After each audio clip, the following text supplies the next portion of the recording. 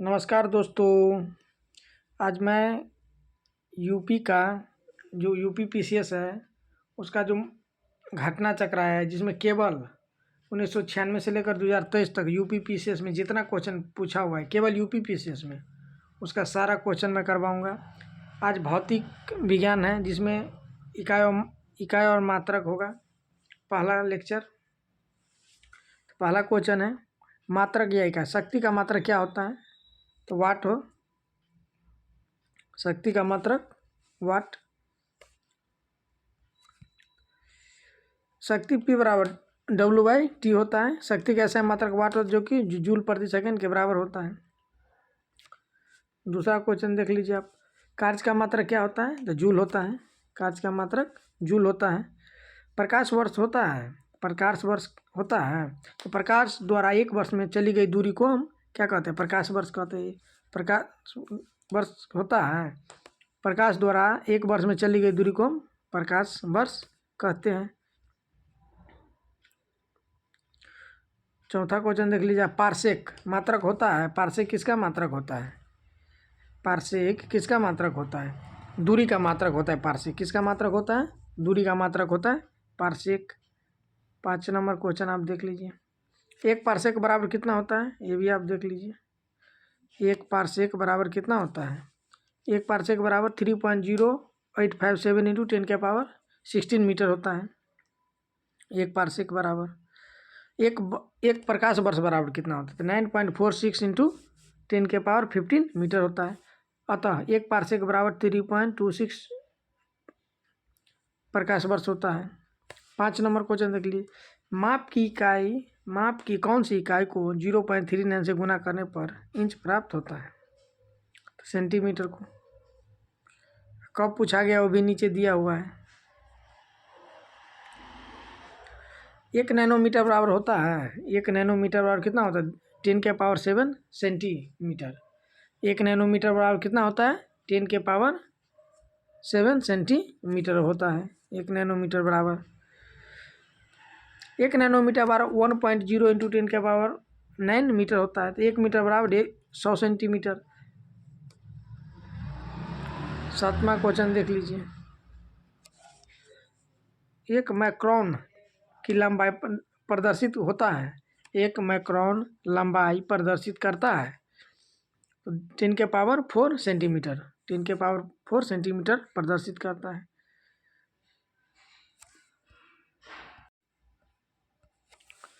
लंबाई की न्यूनतम इकाई है तो फर्मी मीटर होगा। लंबाई की न्यूनतम इकाई क्या होगा?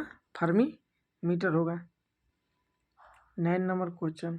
1 माइक्रोन बराबर देख लीजिए क्वेश्चन आप। 1 माइक्रोन बराबर 10⁻6 मीटर -6 मीटर। नामा क्वेश्चन देख लीजिए 9 नंबर।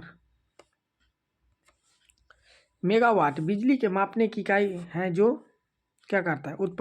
उत्पादित की जाती है। मेगावाट बिजली की मापने की इकाई है जो क्या किया जाता है? उत्पादित किया जाता है। 10 नंबर क्वेश्चन देख लीजिए आप। 10 नंबर क्वेश्चन थोड़ा छोटा कर दे रहा हूँ नहीं तो आपको दिखेगा नहीं। सूची 1 को सूची 2 से मिलाना है। 10 नंबर क्वेश्चन में सूची 1 को सूची 2 से मिलाना है। त्वरण किसकी इकाई होगी? त्वरण तो मीटर पर सेकंड स्क्वायर इसकी हो जाएगी। देख लीजिए। बल बताइए। बल का न्यूटन हो जाएगा। तीसरा कृतकार्य किसका होगा?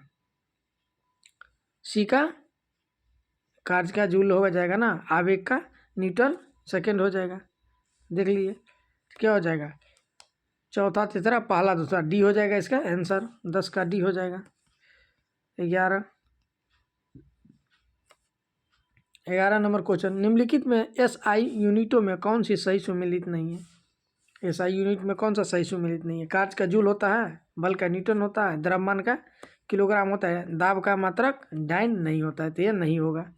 कौन सा सुमेलित नहीं है? तो ये नहीं है। डी सुमेलित नहीं है।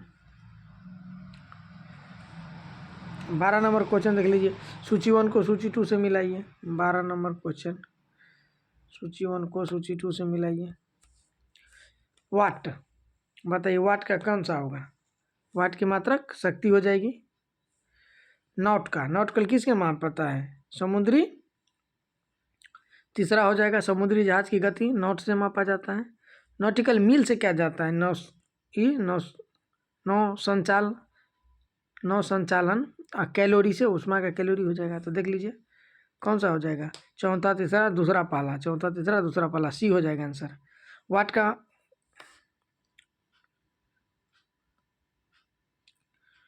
13 का देख लीजिए, सुमेलित कीजिए। इस क्वेश्चन लगाने से आपको ये हो जाएगा कि जो मिलान करने वाले क्वेश्चन होते हैं ना, उसमें आप फंसने पे जूल का मात्रक, कार्य का मात्रक जूल हो जाता है। तो कार्य पहला का तीसरा देख लीजिए, पहला का तीसरा,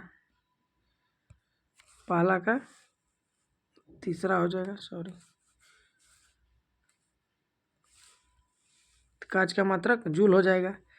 बी एम्पियर का धारा हो जाएगा। वाट का मात्रक शक्ति हो जाएगी। वाट का सी के दूसरा हो जाएगा सामर्थ्य हो जाएगा, कर दीजिए। वोल्ट का मात्रक क्या होगा? चौथा हो जाएगा विभवांतर का वोल्ट होता है, सॉरी चौथा हो जाएगा विभवांतर का वोल्ट हो जाएगा। कैलोरी का उष्मा हो जाएगा। तो देख लीजिए क्या हो जाएगा? तीसरा पहला दूसरा चौथा तीसरा, तब ये हो जाएगा। जूल का मात्रक कार्य हो जाएगा। एम्पियर का मात्रक धारा हो जाएगा। वाट का मात्रक सामर्थ्य हो जाएगा। वोल्ट का मात्रक विभवांतर हो जाएगा। कैलोरी का मात्रक उष्मा हो जाएगी। 14 नंबर क्वेश्चन देख लीजिए आप। वहीं फिर मिलान सुमेलित करने वाला है। कौन सा सुमेलित नहीं है? तो देखिए नॉट है, जहाज के चाल को माप सकते हैं। नॉटिकल मील में नौसैनिक के उपयुक्त दूरी को इकाई को नाप सकते हैं। एंगस्ट्रम को प्रकाश के तरंग दैर्ध्य की इकाई नापते हैं। प्रकाश वर्ष से समय माप की इकाई को, तो डी नहीं होगा। 15 नंबर फिर सुमेलित करने वाला है, देख लीजिए। 15 नंबर क्वेश्चन सुमेलित करने ही वाला है। सुमेलित है या नहीं? 15 नंबर उच्च वेग को किससे माप सकते हैं? मैक्स से। तरंग दैर्ध्य क्या जानते हैं? एंगस्ट्रम होगा। तरंग दैर्ध्य का एंगस्ट्रम होगा। दाब का मात्रक पास्कल और कार्य का जूल हो जाएगा। तो सीधे सब में हो जाएगा। कौन सा हो जाएगा? सी आंसर हो जाएगा इसका।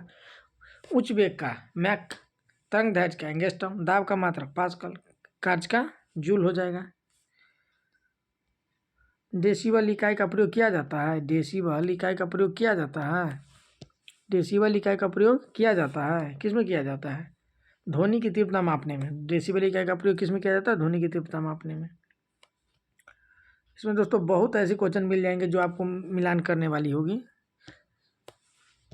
17 नंबर क्वेश्चन, डेसिबल निम्नलिखित में कौन सा एक सुमेलित नहीं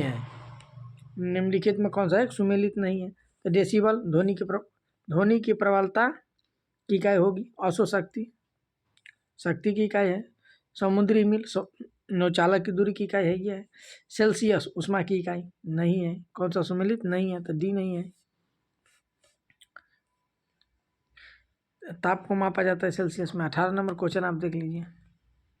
18 नंबर क्वेश्चन, उष्मा की इकाई निम्नलिखित में से कौन नहीं है? उष्मा की इकाई निम्नलिखित में से कौन सी नहीं है? तो सेंटीग्रेड नहीं, अर्ग है, जूल है, कैलोरी है और सेंटीग्रेड नहीं है। तो कौन सा हो जाएगा? ए हो जाएगा इसका। 18 का ए। अब 19 नंबर क्वेश्चन देख लीजिए। 19 नंबर क्वेश्चन आप देख लीजिए। निम्नलिखित में कौन सा एक सुमेलित नहीं है? लेंस की क्षमता स्वाभाविक से डायोप्टर में मापा जाता है। सुमेलित नहीं है, सही है ये। दाब या पास्कल, दाब का मात्रक पास्कल होता है, सही है। रेडियो एक्टिव पदार्थ की सक्रियता क्यूरी, सही है। उष्मा का जूल, सही नहीं। रेडियो एक्टिव पदार्थ का मात्रक क्यूरी नहीं होगा, उष्मा में जूल होगा। सी नहीं होगा दोस्तों, इसमें सी नहीं होगा, सॉरी सी नहीं होगा। 20 नंबर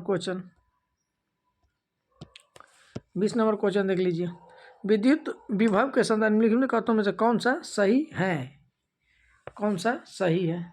यह एक सदिश राशि है, यह एक अदिश राशि है। विद्युत विभव कौन सा? विद्युत विभव एक सदिश राशि है,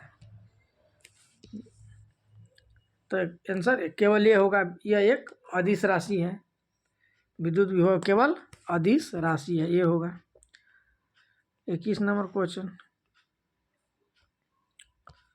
21 नंबर क्वेश्चन, तेल का एक बैरल निम्न में से लगभग कितना होता है? तेल का एक बैरल 159 लीटर होता है। तेल का एक बैरल कितना होता है? 159 लीटर होता है। थोड़ा इसका ये भी देख लीजिए, क्योंकि आपको काम आएगा ये। एक बैरल बराबर होता है 158.988, मतलब 159 लीटर के बराबर एक बैरल बराबर, मोटा मोटी याद रखिए आप।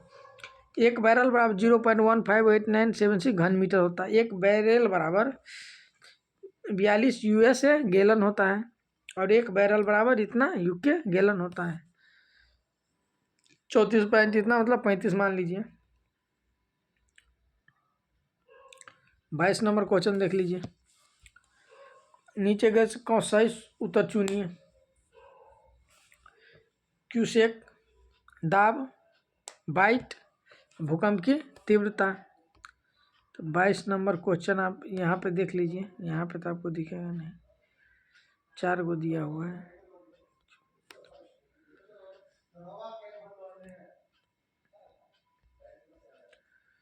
तो इस नंबर क्वेश्चन देख लीजिए। डॉल्फ्सन इकाई से निम्नलिखित में से क्या मापा जाता है? डॉल्फ्सन इकाई से निम्नलिखित में से क्या मापा जाता है? तो डॉल्फ्सन इकाई से आपको ओजोन की सांद्रता नापी जाती है। डॉल्फ्सन इकाई से क्या नापी जाती है? ओजोन की सांद्रता नापी जाती है। ओजोन की सांद्रता नापी जाती है। महासागर में डूबी हुई वस्तुओं की स्थिति जानने के लिए, महासागर में डूबी हुई वस्तुओं की स्थिति जानने के लिए निम्न में से किस यंत्र का उपयोग किया जाता है? तो जी सोनार का उपयोग किया जाता है, ये तो याद ही होगा। सोनार का उपयोग किया जाता है।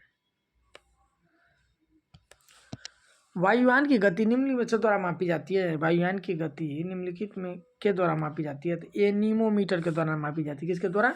एनीमोमीटर के द्वारा मापी जाती है। वायुयान की गति किससे मापी जाती है? एनीमोमीटर के द्वारा मापी जाती है।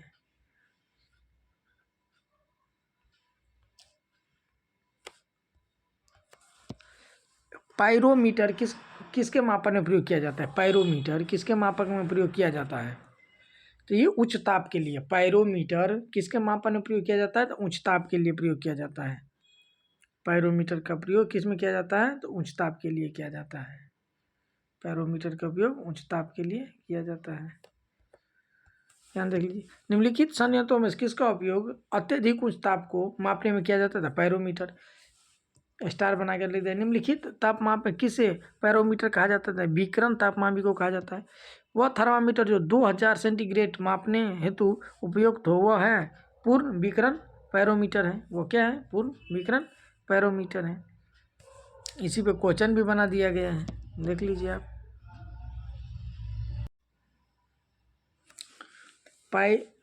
पाइरोहीलियोमीटर का प्रयोग किसके मापन में किया जाता है? सोलर रेडिएशन को किसमें मापा जाता है? पाइरोहीलियोमीटर से, याद रखिएगा। मैनोमीटर के द्वारा किसकी मापन किया जाता है? मैनोमीटर के तो गैसों का दाब को मापा जाता है। मैनोमीटर के द्वारा गैस की दाब को किस में मापा जाता है? मैनोमीटर में किया जाता है। सूची 1 को सूची 2 से मिलाइए।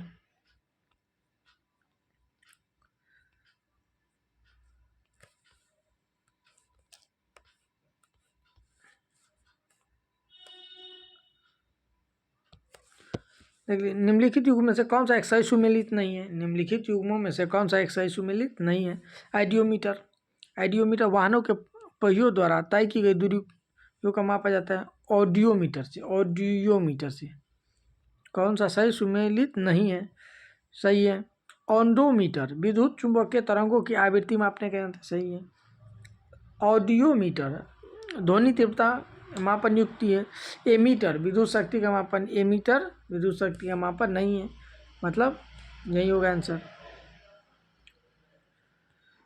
देखिए, विद्युत धारा के मापने के लिए प्रयुक्त उपकरण होता है, न कि विद्युत शक्ति मापन के लिए। अतः विकल्प डी का विकल्प सही सुमेलित नहीं है, जबकि अन्य विकल्प सही सुमेलित है। 9 नंबर क्वेश्चन देख लीजिए आप। वायुमंडलीय दाब को मापने में यंत्र का उपयोग किया जाता है। कौन सा यंत्र का उपयोग किया जाता है? तो बैरोमीटर। वायुमंडलीय दाब को बैरोमीटर से मापा जाता है। वायु दाब की आर्द्रता मापने के लिए कौन सा यंत्र का उपयोग किया जाता है? वायु दाब की जो आर्द्रता होती है उसको मापने के लिए कौन सा यंत्र का उपयोग किया जाता है? हाइग्रोमीटर। किसका उपयोग किया जाता है? हाइग्रोमीटर। वायु दाब की आर्द्रता किसे मापा जाता है? हाइग्रोमीटर से मापा जाता है। रिगेलमैन स्केल का प्रयोग निम्नलिखित के घनत्व को मापने में होता है। रिगेलमैन स्केल का उपयोग होता है डी धुआं को मापने के लिए। याद रखिएगा, यूपीपीएससी में ऐसा क्वेश्चन बनाता है दोस्तों फिजिक्स में। रिगेलमैन स्केल का प्रयोग निम्नलिखित में घनत्व मापने में किया जाता है। तो धुआं का, याद रखिएगा, धुआं का मापने में किया जाता है।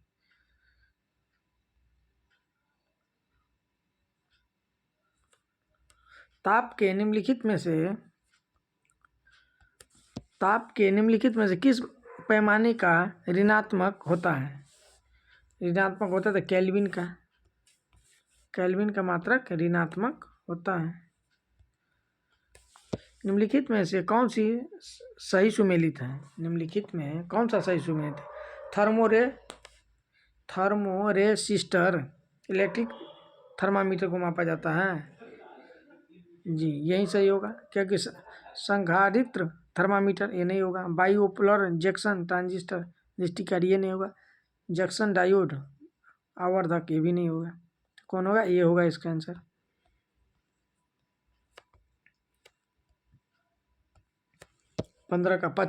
प्रकाश की तीव्रता मापने के लिए किस उपकरण का उपयोग किया जाता है? प्रकाश की तीव्रता मापने के लिए किस उपकरण का उपयोग किया जाता है? तो एक्स मीटर का प्रकाश की तीव्रता मापने के लिए किस उपकरण का उपयोग किया जाता है? एक्स मीटर का।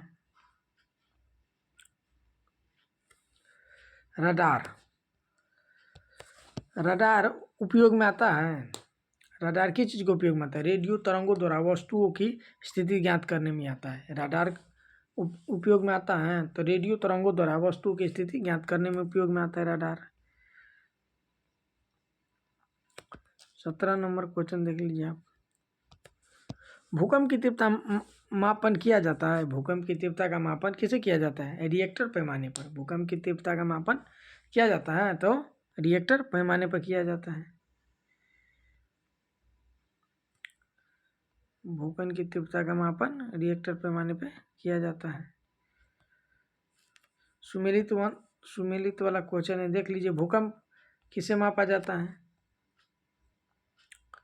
भूकंप किससे मापा जाता है?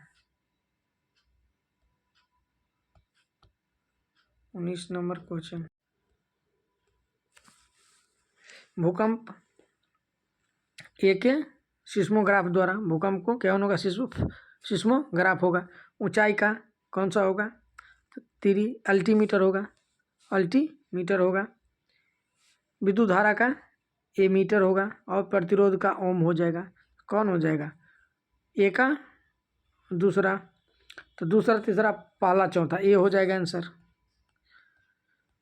फिर सुमेलित वाला क्वेश्चन है, हम देख लीजिए 20वां नंबर।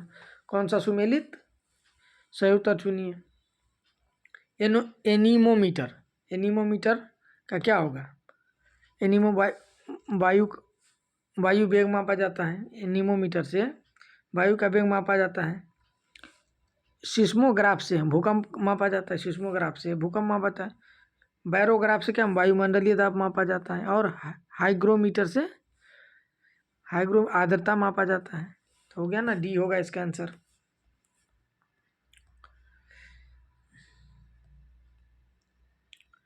बाईस नंबर क्वेश्चन देख लीजिए आप। रेडियो एक्टिविटी मापी जाती है। रेडियो एक्टिविटी मापी जाती है तो गाइगर काउंटर से याद रखिएगा। रेडियो एक्टिविटी मापी जाती है तो गाइगर काउंटर। तो इस नंबर निम्नलिखित में से किसके मापन में फेनोमीटर का उपयोग किया जाता है? किसके मापन में फेनोमीटर का उपयोग किया जाता है? तो इसमें से कोई नहीं होगा। फेनोमीटर का उपयोग ध्वनि की तीव्रता या स्पंदन आवृत्ति के मापने में किया जाता है, जो कि आंसर में नहीं है, तो इसलिए कोई नहीं होगा। फेनोमीटर का ध्वनि की तीव्रता या स्पंदन नापने में किया जाता है।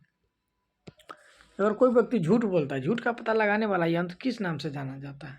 तो पॉलीग्राफ। झूठ का पता लगाने वाले यंत्र को किस नाम से जाना जाता है? पॉलीग्राफ के नाम से जाना जाता है।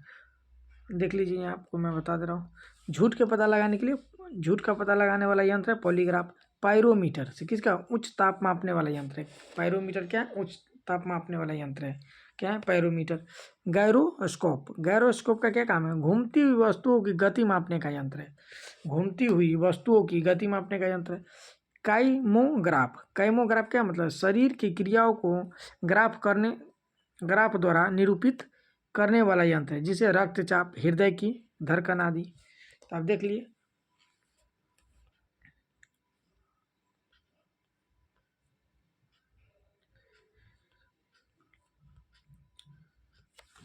एक व्यक्ति एक संवेदनशील सेंसिटिव तराजू पर खड़ा है। अच्छा क्वेश्चन है। एक व्यक्ति एक सेंसिटिव तराजू पर खड़ा है, यदि वह गहरी सांस अंदर लेता है तो तराजू की रीडिंग क्या होगी? अच्छा क्वेश्चन है दोस्तों, एक बार और मैं पढ़ के बता दूँ। एक व्यक्ति एक संवेदनशील सेंसिटिव तराजू पर खड़ा है, यदि वह गहरी सांस अंदर लेता है तो तराजू की रीडिंग क्या होगी? बढ़ेगी, घटेगी? रीडिंग पर कोई प्रभाव नहीं पड़ेगा। वह बढ़ेगी या घटेगी, यह वायुमंडलीय दाब पर निर्भर करेगा। तो बताइए। बढ़ेगी, रीडिंग बढ़ेगी। क्या होगी? रीडिंग बढ़ेगी। यूपीपीसीएस 2013 में क्वेश्चन पूछा हुआ है। व्यक्ति की गहरी सांस लेने से इनहेल में तराजू की रीडिंग बढ़ेगी, अर्थात तराजू द्वारा व्यक्ति का वजन अधिक दर्शाया जाएगा। तराजू द्वारा व्यक्ति का रीडिंग अधिक दर्शाया जाएगा, वजन अधिक दर्शाया जाएगा। 1 लीटर वायु लगभग 1.225 ग्राम वजनी होती है, अतः 1 लीटर वायु अंदर खींचने पर व्यक्ति का वजन लगभग 1.225 ग्राम बढ़ जाएगा। मतलब अगर आप वायु को अंदर खींचते तो आपकी वेट बढ़ जाएगी। वॉशिंग मशीन किस कार्य सिद्धांत पर कार्य करती है? वॉशिंग मशीन का कार्य सिद्धांत है कौन सा है? अपकेंद्रीय बल पे काम करती है। कौन से बल पे काम करती है? अपकेंद्रीय बल पे काम करती हैं।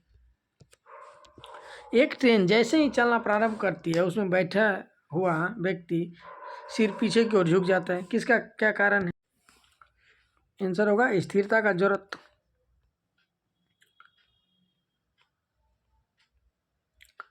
सड़क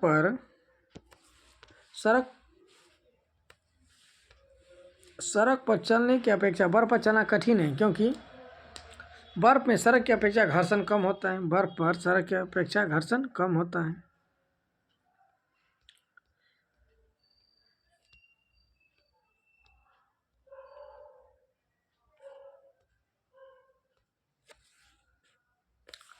सात नंबर, पहला निश्चित के लिए भरी हुई गाड़ी को चलाने में उसे चलायमान रखने के लिए आवश्यक ताकत से अपेक्षाकृत अधिक ताकत से धक्का देना पड़ता है। निष्कर्ष क्या होगा? एक बार गाड़ी चलने के बाद घर्षण कम होता है। सही बात है, एक बार जब गाड़ी चल जाती है तो उसमें घर्षण कम होता है। 8 नंबर,